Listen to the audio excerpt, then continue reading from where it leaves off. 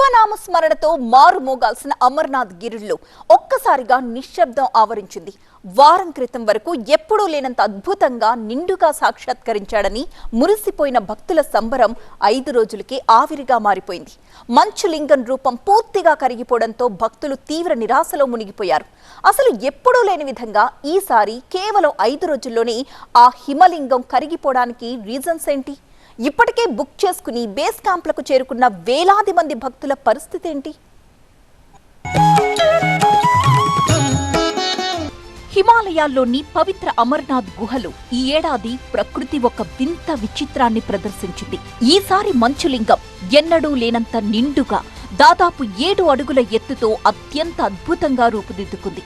అయితే అంతలోనే ఒక షాకింగ్ వార్త ప్రపంచవ్యాప్తంగా ఉన్న శివభక్తులను తీవ్ర నిరాశకు గురిచేసింది. అమర్నాథ్ అధికారిక యాత్ర ప్రారంభమైన కేవలం 5 రోజుల్లోనే ఆ పవిత్ర మంచులింగం దాదాపు 90% వరకు కరిగిపోయింది.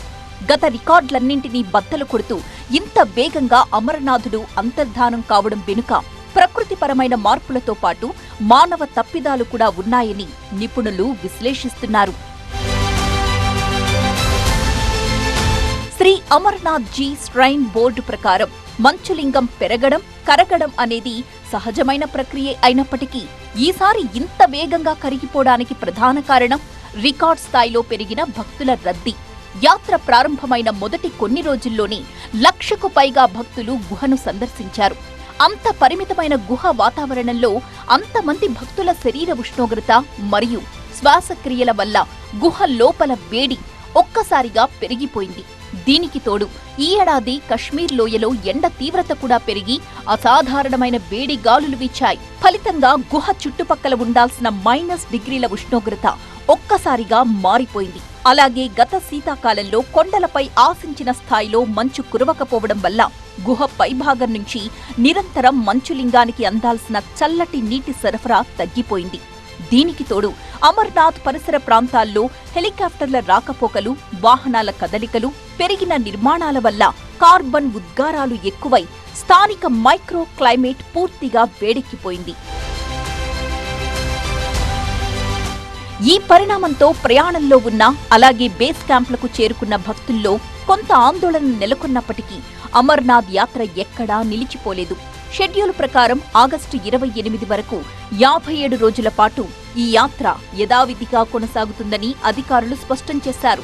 సనాతన ధర్మం ప్రకారం కేవలం మంచులింగం మాత్రమే కాదు, అమర్నాథ్ గుహ మొత్తం పరమ పవిత్రమైనదిగా భావిస్తారు. పరమశివుడు పార్వతీదేవికి అమరత్వాన్ని ప్రసాదించే అమరకథను ఇక్కడే వినిపించాడని పురాణాలు చెబుతున్నాయి. అందువల్ల మంచులింగం పరిమాణం తగ్గినా భక్తుల విశ్వాసం ఏమాత్రం తగ్గలేదు. ఆ అమరనాథుని దివ్యశక్తి ఆ గుహలోని ప్రతి అణువులోనూ ఉంటుందని నమ్ముతూ భక్తులు ఇప్పటికీ భక్తి శ్రద్ధలతో కొండలు ఎక్కుతున్నారు. ప్రస్తుతం ఉన్న పరిస్థితులు దృష్టిలో పెట్టుకుని జమ్మూ కశ్మీర్ యంత్రాంగం కఠినమైన నిబంధనలను అమలు చేస్తోంది.